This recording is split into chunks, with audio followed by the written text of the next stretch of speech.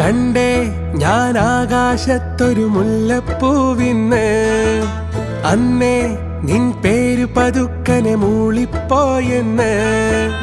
പെണ്ണെ നിന്നുള്ളിലിരിപ്പിവനെങ്ങനറിഞ്ഞെന്ന്, പിന്നെ ചെറുമുന്തിരി പോലെവൾ ചോന്നു തൊടുത്തന്ന്.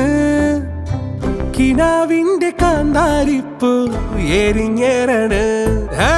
കണ്ടേ ഞാൻ ആകാശത്തൊരു മുല്ലപ്പൂവിന്ന്, അന്നേ നിൻ പേര് പതുക്കനെ മൂളിപ്പോയെന്ന്.